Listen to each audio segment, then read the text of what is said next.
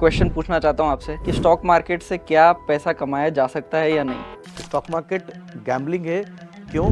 क्या capital requirement है किसी को भी स्टॉक मार्केट में उतरने के लिए, या किस स्टेज पे उसे ट्रेडिंग या इन्वेस्टिंग स्टार्ट करनी चाहिए। फाइनेंशियली फ्रीडम के लिए 25 साल 30 साल काम करने की जरूरत नहीं है। 10 और 15 साल जब एक व्यक्ति आया था तो ट्रेडिंग के माइंडसेट से आया था, बट मार्केट ने उसको ऑटोमेटिकली कन्वर्ट कर दिया एज एन इन्वेस्टर। कैसे कन्वर्ट कर दिया? जरूरी नहीं है कि आप सुबह 9 बजे मार्केट खुलता है आप 9 बजे स्क्रीन के सामने बैठ जाओगे। बहुत ही इंटरेस्टिंग आपने ब्रेकडाउन दिया एक इन्वेस्टिंग जर्नी का सबकी लाइफ में। वेलकम दोस्तों एमटीएम के फर्स्ट एवर पॉडकास्ट में। और आज हमारे साथ हैं एक बहुत ही खास गेस्ट अनंत अग्रवाल जी। अनंत अग्रवाल जी के पास स्टॉक मार्केट में 18 से ज़्यादा साल का अनुभव है और इनने अपने जीवन का एक ही गोल बनाया है, एक आम आदमी को स्टॉक मार्केट के द्वारा फाइनेंशियली फ्री करना। Welcome Anant sir. Thank you, Vinay. Thanks a lot. So I have spent almost 18 years, more than 18 years in this field. I have worked with many corporates in this field. ये सभी corporate जो थे, these are the leading corporates India के इस industry के अंदर. One thing which I have learned from here is कि कैसे stock market में trading की जा सकती है, कैसे पैसा बनाया जा सकता है। जो सबसे बड़ी परेशानी है, जो सबसे बड़ी प्रॉब्लम है आज की डेट में वो है कि लोग पैसा कमाने के बाद भी स्ट्रेसफुल रहते हैं। तो हमारा एजेंडा लाइफ का है कि हम कैसे लोगों को स्ट्रेस फ्री कर सके, छोटे छोटे तरीके बता सके जिससे वो अपने मनी को मैनेज कर सके और वो फाइनेंशियली फ्री हो सके। So this is the agenda of our life. I am a certified research and planning specialist, I am certified investment and risk planning specialist, as well as I am certified research analyst from SEBI. और हमारी जो company है MTM, ये भी एक SEBI registered company है in research analyst field. तो sir, एक जनरल मिसकंसेप्शन है या एक व्यू है लोगों का कि स्टॉक मार्केट गैम्बलिंग है। कितने हद तक ये बात सही है या गलत है? डेफिनेटली विनय, स्टॉक मार्केट गैम्बलिंग है। क्यों? क्योंकि आप इसको किस तरह से लेते हो। फॉर एन एग्जाम्पल, कोई व्यक्ति कोई प्रोफेशन के अंदर जाता है, फॉर एग्जाम्पल सीए करता है, डॉक्टरी करता है, इंजीनियर बनता है, तो सबसे पहले वो क्या करता है? सबसे पहले वो नॉलेज एक्वायर करता है, फिर एक्सपीरियंस लेता है, तब जाके उसके पास एक्सपर्टीज आती है। बट स्टॉक मार्केट में व्यक्ति आता है, ना तो उसके पास नॉलेज है, ना ही उसके पास कोई एक्सपीरियंस है। वो जस्ट बिना किसी स्ट्रेटेजी के, बिना किसी नॉलेज के, किसी के भी कहने से कोई भी स्टॉक खरीद लेता है गलत समय पे और गलत समय पे बेच भी देता है। ऐसे समय में उसके लिए गैम्बलिंग होना डेफिनेटली सही बात है। तो इसके पीछे का सबसे बड़ा लॉजिक क्या है वो समझने की जरूरत है। फॉर एन एग्जाम्पल, मैंने एफडी करी। जब मैं पैसा इन्वेस्टमेंट की बात करता हूँ और मैंने एफडी करी, तो व्हाट इज माय व्यू? मैं एफडी करता हूँ 3 साल 5 साल 10 साल के लिए एफडी करता हूँ। मैंने प्रॉपर्टी खरीदी तो मैं बोलता हूँ मैं नेक्स्ट जनरेशन के लिए प्रॉपर्टी खरीद रहा हूँ। 10 साल 20 साल 30 साल में दिखता भी नहीं उस प्रॉपर्टी को। But the biggest problem here is कि जब आदमी स्टॉक मार्केट में एंटर करता है तो क्या करता है? जाता है और सीधे सीधे अगले दिन ही पोर्टफोलियो खोल के देखता है कि उसको क्या प्रॉफिट हो रहा है या क्या लॉस हो रहा है। सो जब हम स्टॉक मार्केट में उतरते हैं तो हमारा व्यू जो है बहुत शॉर्ट टर्म होता है। तो डेफिनेटली पैसा डूबना लाजिमी है। एक फैक्ट बताता हूं मैं आपको। एक स्टॉक मार्केट का फैक्ट है कि यदि आप कोई भी वेल डाइवर्सिफाइड पोर्टफोलियो लेते हो, सो चांसेस ऑफ लॉस की यदि हम बात करें तो यदि मैं उस वेल डाइवर्सिफाइड पोर्टफोलियो को 3 साल तक रखता हूं तो चांसेस ऑफ लॉस इज 17%। यदि मैं उसी पोर्टफोलियो को 5 साल तक होल्ड करके रखता हूं तो chances of loss is 12%। But यदि मेरा टाइम होराइजन 8 साल या उससे ज़्यादा का होता है तो chances of loss is only 7%। एक और इंटरेस्टिंग फैक्ट है, यदि मेरा पोर्टफोलियो 12 ईयर एंड प्लस का होता है तो chances of loss is 0%। And this is the study, this is not the figure which is given by me, this is the study conducted here. So एक well diversified portfolio को यदि मैं 10-12 साल रखता हूं, so chances of loss is very low, very minimum, even it is zero. एक और important fact है कि चांसेस ऑफ लॉस जीरो है बट रिटर्न कितना है? So here the return is average return for the last 15 years और 12 years और 20 years is almost 14% CAGR। एक एग्जाम्पल बताता हूं मैं आपको। टाटा ग्रुप ने over a period of 130 years 33 lakh crore का वेल्थ बिल्ड करा है। अब इस 33 लाख करोड़ के वेल्थ के अंदर उसने कितने पैसे से स्टार्ट करा था? So that Tata group started his journey with just an investment of 21,000 rupees. That 21,000 rupees converted into 33 lakh crore now. इस पूरे समय में उन्होंने जो CAGR रिटर्न जनरेट करा दैट इज ओनली 15% CAGR। कभी कभी लोगों को लगता है कि 14% CAGR या 12% CAGR या 13% CAGR इज वेरी लो। इसीलिए मैंने एग्जांपल दिया है ताकि लोग समझ सके कि 14% CAGR यदि हम स्टॉक मार्केट से कमा रहे हैं, that too in a long period of time, that is very good. और यहाँ पर जब पावर ऑफ कंपाउंडिंग मिलती है, जब हम ज़्यादा समय तक इन्वेस्ट करके रखते हैं तो इसका रिटर्न भी बहुत बेहतर हो जाता है। ये तो बहुत इंटरेस्टिंग फैक्ट है कि टाटा जैसा ग्रुप का जो अपन इतने लंबे साल का रिटर्न देखे तो वो इतना मिनिमल है, जो आज फॉर एग्जांपल कोविड के बाद लोगों को क्या रिटर्न की एक्सपेक्टेशन है स्टॉक मार्केट से, उससे ऑलमोस्ट वन थर्ड है ये। Yes definitely. एक मैं आपको एक लाइव फैक्ट बताता हूँ। When I was talking to one of my investor, so क्या हुआ, उन्होंने मुझे कॉल किया कि सर मुझे ना इन्वेस्टमेंट में मज़ा नहीं आ रहा था। सो आई सेड कि मैंने भी उनका पोर्टफोलियो खोल के देखा कि क्या returns they are able to generate. So for the last 3 years they are able to generate 40-45% of CAGR return. So I asked him कि 40-45% रिटर्न तो बहुत अच्छा रिटर्न है, so what is your expectation. तो आई वो he said कि यार ये तो मैं बिना कुछ करे भी आ रहा है इतना रिटर्न, तो डेफिनेटली अब मुझे इससे ज़्यादा रिटर्न का एक्सपेक्टेशन है। At that point of time I suggested him कि बॉस 40% रिटर्न या 45% return is not a normal return. And believe me, आपको ऐसा लगता है कि आपको इससे ज़्यादा रिटर्न कमाना है, बट मैं बोलता हूँ कि यदि इससे कम रिटर्न भी मिले तो I am happy with that. So the gambling, जो आपने मुझसे क्वेश्चन पूछा कि गैम्बलिंग है या लोगों का पैसा डूब जाता है, इसके पीछे ये जो तर्क है, ये बहुत इंपॉर्टेंट तर्क है कि हमारा एक्सपेक्टेशन क्या है। क्योंकि हम 50% रिटर्न कमाना चाहते हैं साल में, हम 100% रिटर्न कमाना चाहते हैं साल में, इसीलिए हमारी रिस्क भी उतनी ज़्यादा बढ़ जाती है। बट जब हम एक नॉर्मल रिटर्न या सही रिटर्न की तरफ जाएंगे तो डेफिनेटली हमारा चांसेस ऑफ लॉस उतना ही कम हो जाएगा या उतना ही कम रिस्क हो जाएगा हमारी लाइफ के अंदर। राइट सर, एक चीज़ जो मैं पर्सनली मेरी लाइफ में बहुत बिलीव करता हूँ, इट इज़ कि the only thing that is constant is change. वैसे ही स्टॉक मार्केट में जो ये आखिरी 2-3 साल के रिटर्न्स है, ये भी डेफिनेटली कभी ना कभी चेंज हो गए। 100%।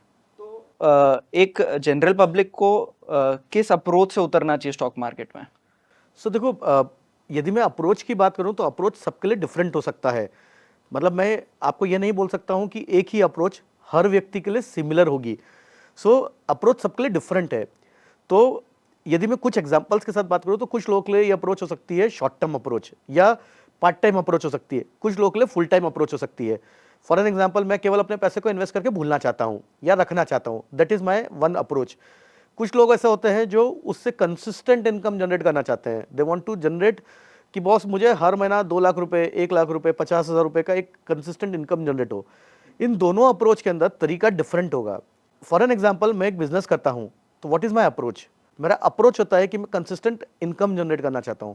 स्टॉक मार्केट भी सिमिलर है। यदि मैं इन दोनों अप्रोच की बात करूं तो एक फर्स्ट अप्रोच के अंदर मुझे बहुत ज़्यादा समय देने की ज़रूरत नहीं है, मैं सही तरीके से प्रॉपर पोर्टफोलियो बिल्ड करके उसको रख सकता हूं। But in the second approach, जब मैं कंसिस्टेंट इनकम जनरेट करना चाहता हूं, तो I have to spend some time also. मुझे नॉलेज भी गेन करने की ज़रूरत है, टाइम भी स्पेंड करने की ज़रूरत है, और मुझे उसको फुल टाइम भी देखने की ज़रूरत पड़ेगी, क्योंकि मैं consistent income as a business generate करना चाहता हूं।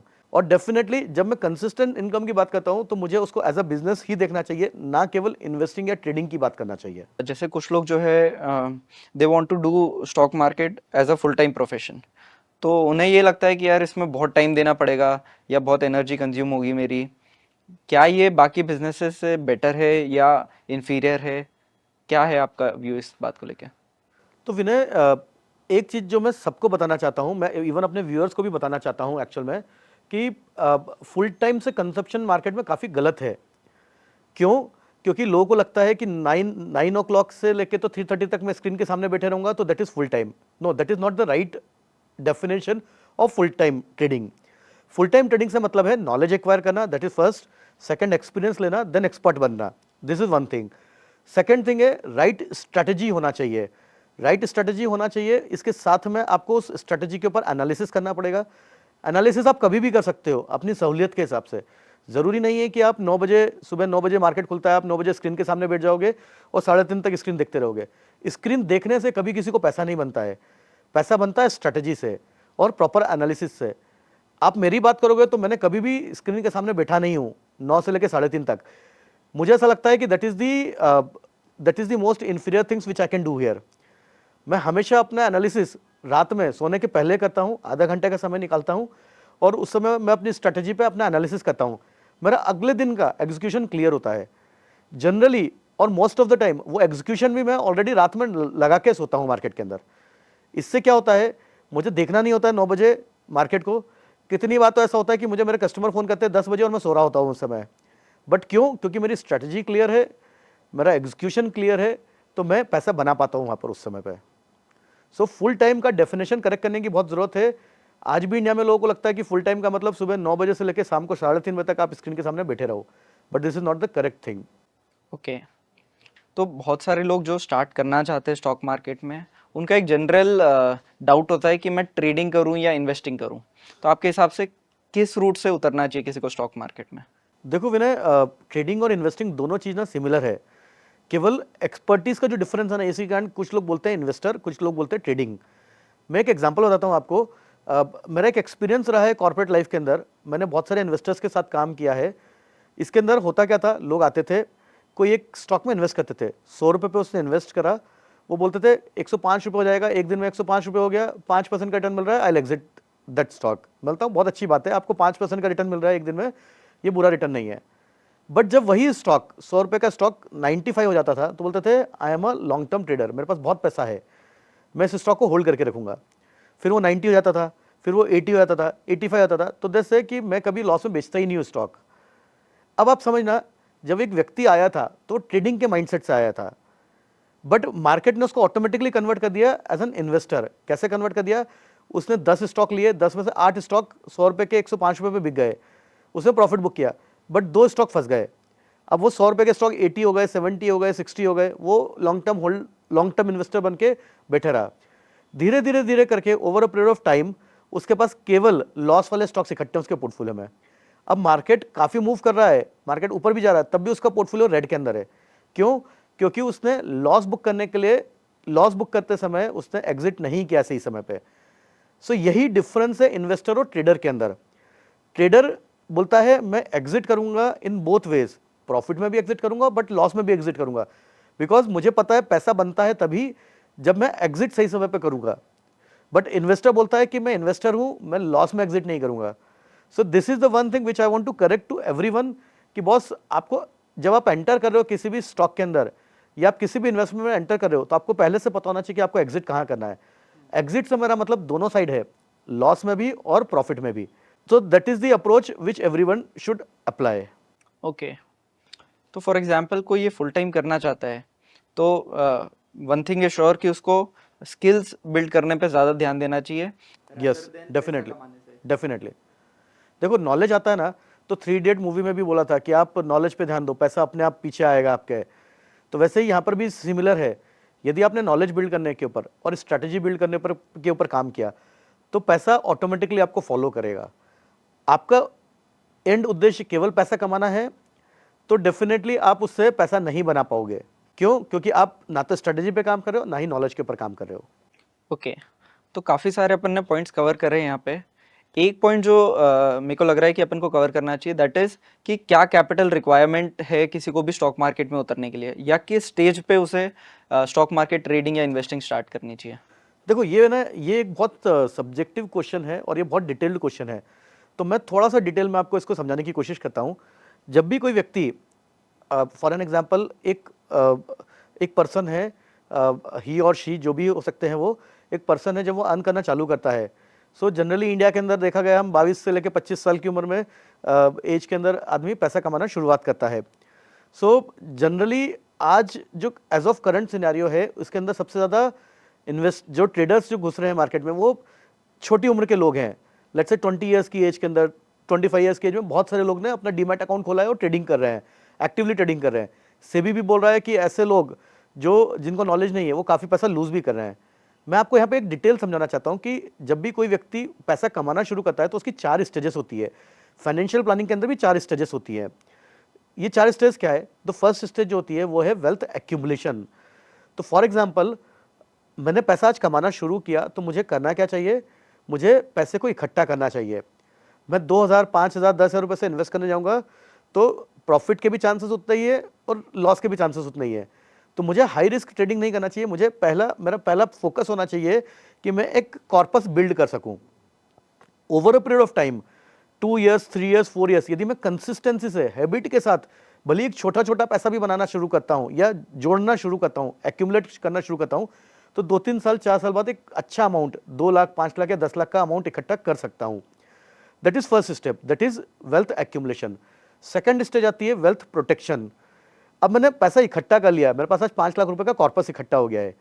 अब मुझे इसके साथ क्या करना चाहिए, अब मुझे इसके अंदर ऑप्शंस में ट्रेडिंग करना चाहिए, इक्विटी में ट्रेडिंग करना चाहिए या और कुछ करना चाहिए। तो सेकंड स्टेज आती है मेरे हिसाब से, वो है वेल्थ प्रोटेक्शन। सबसे पहले वेल्थ को मल्टीप्लाई करने के पहले मुझे उसको ये सीखना चाहिए कि मैं कैसे लॉस से बच सकूं या कितना कम लॉस कर सकूं अपने पोर्टफोलियो पे। लॉस से बचना भी एक प्रॉफिट का दूसरा पार्ट है। यदि हम कम से कम लॉस कर सकेंगे मार्केट के अंदर और हम सही तरीके से ये समझ सकेंगे कि पैसे को कैसे मैं धीरे धीरे बढ़ा सकूं, तो डेफिनेटली मैं एक स्टेप फॉरवर्ड हूं। जहां पे मैं एक चीज सीख गया हूं वो है risk management. Risk management is one of the most important part. मैं पैसा कमाने के पहले यदि मुझे रिस्क मैनेजमेंट आने लगेगा तो मुझे लॉस का चांसेस बहुत कम हो जाएगा। So second stage is wealth protection. Now comes the most important stage and that is the longest stage in any persons life, that is the wealth building. अब देखो होता क्या है, इंडिया में आज भी क्या हो रहा है, सेबी भी बोल रहा है बहुत सारे लोग पैसा लूज कर रहे हैं, 93% पब्लिक पैसा लूज कर रही है। हो क्या रहा है, हम फर्स्ट स्टेज पार करते हैं, हमने वेल्थ एक्यूमुलेट करा, 2 लाख 3 लाख 5 लाख 10 लाख 50 लाख हमने इकट्ठा करा और हम सीधे चले गए हाई रिस्क की प्रोडक्ट के अंदर और हमने वहाँ पे उसको मल्टीप्लाई करने के लिए सोचने लग गए। अब इससे क्या हुआ, हमने प्रोटेक्शन के ऊपर ध्यान नहीं दिया, हमने सेकंड स्टेज को ओवरलुक कर दिया। इससे क्या हुआ, हमको रिस्क मैनेजमेंट आता नहीं था, किस तरह से करना ये नहीं आता था, हम वापस से पैसा लूज करके बैठ गए। Again we came back to stage number 1। अब इससे क्या हुआ, जो एक व्यक्ति 22 साल या 25 साल की एज से स्टार्ट करा था इन्वेस्टमेंट करना, 2-3 साल 5 साल में उसने फर्स्ट स्टेज कंप्लीट करी, अगले 2-3 साल में स्टेज 2 कंप्लीट करके लेट्स से 32-33 ईयर्स की एज में भी यदि उसने वेल्थ बिल्डिंग के ऊपर फोकस करता तो वो 60 ईयर्स की एज तक एक बहुत बड़ा पैसा बना पाता। उसके पास तब भी 25 साल से लेकर 30 साल के बीच का समय था, which is a very good amount of time. But यहाँ पर क्या हुआ, लोगों ने स्टेज 1 पे गए, स्टेज 1 कंप्लीट करी, सीधे स्टेज 3 पे जंप कर गए। अब स्टेज 3 में वो 2-3 साल उनने पूरा पैसा लूज कर दिया, वापस से they come back to the stage number 1। अब यहाँ पे जो पैसा उन्होंने बचाया था वो भी नहीं बचा इनका। अब क्या हुआ, अब वापस से वो स्टेज 1 पे आए, फिर अगले 2-3 साल 5 साल पैसा बचाएंगे। ऐसा करते करते they came to the important age of their life, 40 years की एज पे आ गए। पता चला अभी भी वो स्टेज 1 स्टेज 2 के अंदर ही घूम रहे हैं। जबकि सिस्टमेटिकली करा जाए, शुरू के 5 साल 7 साल यदि हमने स्टेज 1 और स्टेज 2 को सिस्टमेटिकली दे दिया तो स्टेज 3 में पैसा बनाने के बाद बहुत सारी अपॉर्चुनिटीज हैं। सो देर आर वेज जिससे हम स्टेज 1 एंड स्टेज 2 को कंप्लीट कर सकते हैं और स्टेज 3 में पोर्टफोलियो बिल्ड कर सकते हैं। अब ये बहुत एक इंटरेस्टिंग आपने ब्रेकडाउन दिया एक इन्वेस्टिंग जर्नी का सबकी लाइफ में, और मेरे को ऐसा पर्सनली लगता है कि सबको एनालाइज करना चाहिए कि वो करेंटली किस स्टेज पे अपने Yes, इन्वेस्टिंग definitely. जर्नी में। और जनरल यही है कि मतलब जैसा मैं देख रहा हूँ कि जो फर्स्ट स्टेज पे है वो कोशिश कर रहा है सेकंड या थर्ड स्टेज पे जाने की, जो सेकंड स्टेज में है वो कोशिश कर रहा है थर्ड स्टेज में जाने की, इवन जो लेटर ईयर्स में है अपने वो कोशिश कर रहा है अभी भी वेल्थ बिल्ड करने की, ना Yes. कि डिस्ट्रीब्यूशन पे। Yes. तो सभी कहीं ना कहीं एक दूसरे स्टेज पे वर्क करने की कोशिश कर रहे हैं, ना कि जिस स्टेज पे उन्हें करना चाहिए। Correct, definitely. तो यही एक सबसे बड़ा कारण है जिसके कारण हमारे इंडिया के अंदर आज भी 60 ईयर्स एज तक, 65 ईयर्स की एज तक आदमी केवल फर्स्ट और सेकंड स्टेज में ही उलझा जाता है। सिस्टमेटिकली काम किया जाए स्टेज 1 पे, सिस्टमेटिकली काम किया जाए स्टेज 2 पे और थर्ड स्टेज के ऊपर, तो हम फोर्थ स्टेज जो होती है वेल्थ डिस्ट्रीब्यूशन, जिसपे हम उस पैसे को, जो हमने पैसा बनाया है उसको हम खुद हमारी खुद की एज के अंदर उसको यूज़ कर सकते हैं और हमारी अगली जनरेशन को भी ट्रांसफ़र कर सकते हैं। But the problem here is कि हम में से कोई भी व्यक्ति ना तो नॉलेज एक्वायर करने पे काम करना चाहता है, ना ही हमारे पास पैशंस है। हम सब लोग जल्दी रातों रात अमीर होना चाहते हैं। इसीलिए आपका जो सबसे पहला क्वेश्चन था कि गैम्बलिंग है, यहाँ पे लोग पैसा लूज करते हैं, इसीलिए क्वेश्चन सबसे ज़्यादा उठता है स्टॉक मार्केट की बात पैसा है। तो सर मैं एक बहुत ही मतलब कैंडिड एक क्वेश्चन पूछना चाहता हूँ आपसे कि स्टॉक मार्केट से क्या पैसा कमाया जा सकता है या नहीं? डेफिनेटली डिपेंड करता है पर्सन टू पर्सन। जैसा मैंने बोला, मैं वापस से रिपीट करता हूँ इस चीज़ को, यदि आपने नॉलेज लिया है और आपने एक्सपीरियंस लिया है तो एक्सपर्टीज डेफिनेटली आएगी। उसी तरह से यदि आपको सही तरीका पता है, आपने नॉलेज लिया है, सही स्ट्रैटेजी को यूज़ किया है, तो डेफिनेटली पैसा आएगा आपके पास। द प्रॉब्लम हियर इज़ कि हम ये सब नहीं करना चाहते। मैं अपने फ्रेंड को बोलता हूँ, भाई तूने कौन सा स्टॉक लिया? उसने बोला मैंने रिलायंस लिया। मुझे नहीं पता है कि क्या लॉजिक है उसके पीछे, क्या रीज़न है उसके पीछे। रिलायंस एक बहुत अच्छी कंपनी है, टाटा स्टील बहुत अच्छी कंपनी है, टाटा ग्रुप हम सब जानते हैं। अभी पिछले कुछ दिनों से टाटा ग्रुप बहुत चर्चा का विषय रहा है। टाटा के स्टॉक्स ने बहुत पैसा बना के भी दिया है over a period of time लोगों को, बट क्या मैं हर स्टॉक को हर लेवल पे खरीद सकता हूँ? The answer is no. मुझे सही तरीका पता होना चाहिए स्टॉक मार्केट में पैसा कमाने का। एक और चीज़ बोलता हूँ, एक इंपॉर्टेंट फैक्ट है कि सेबी के द्वारा दिया गया इंपॉर्टेंट फैक्ट है, 93% पब्लिक पैसा लूज करती है, but there is another fact कि 7% पब्लिक पैसा बनाती भी है। 7% पब्लिक पैसा बना रही है, that means there is way to earn money from the market. तो ये बहुत कम लोग ऐसे हैं जो राइट स्ट्रैटेजी, नॉलेज और एक्सपर्टीज को यूज करते हुए पैसा बना रहे हैं, and the remaining one are not using that strategies.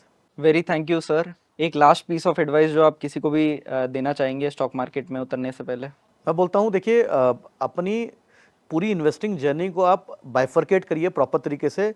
जो हमने 4 स्टेजेस की बात करी, wealth accumulation, wealth protection, wealth building and wealth distribution.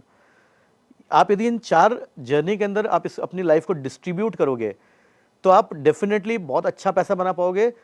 एक और चीज़ मैं बताना चाहता हूँ कि फाइनेंशियली फ्रीडम के लिए 25 साल 30 साल काम करने की ज़रूरत नहीं है। हम 10 साल और 15 साल सिस्टमेटिक अप्रोच के साथ काम करके इस फाइनेंशियल फ्रीडम को अचीव कर सकते हैं अपनी लाइफ में। तो मैं यही बताना चाहूँगा लोगों को कि आप इन 4 स्टेजेस के अंदर अपने आप को एनालाइज करिए। आपको कहीं पे भी दिक्कत आती है इन सब में, तो हम फ्री में भी अपने बहुत सारे इन्हीं स्टेजेस के ऊपर बहुत सारे क्लासेस लेने को तैयार हैं, वेबिनार्स भी लेने को तैयार है। हम कंटिन्यूस लेते आए हैं, हम लोगों को गाइड करते आए हैं। तो यदि आपको भी इन सब स्टेजेस के बारे में सीखना है तो without any incurring of cost we are ready to make you learn in free also. Thank you Vinay, thanks for having me here. और बहुत अच्छा लगा कि एक अच्छा नॉलेज इनिशिएटिव तुमने स्टार्ट किया है, और डेफिनेटली इसको आगे बढ़ाइएगा ताकि हम और चीज़ें लोगों को बता सकें। अरे सर, ये तो आपने जैकपॉट दे दिया। आई एम श्योर हमारे सभी व्यूअर्स को भी ये पूरा पॉडकास्ट बहुत ही इंटरेस्टिंग और नॉलेज ड्रिवन लगा होगा। मेरा फेवरेट पार्ट इस पॉडकास्ट का था आइडेंटिफाइंग कि आप अपनी कौन सी स्टेज पे हो इन्वेस्टिंग जर्नी में। आप भी कमेंट सेक्शन में ज़रूर बताइएगा कौन सा आपको इंटरेस्टिंग पार्ट लगा इस पॉडकास्ट का, और आप कौन सी स्टेज पे हो अपनी इन्वेस्टिंग जर्नी में। ऐसे ही और नॉलेज कंटेंट के लिए हमारे साथ बने रहिए।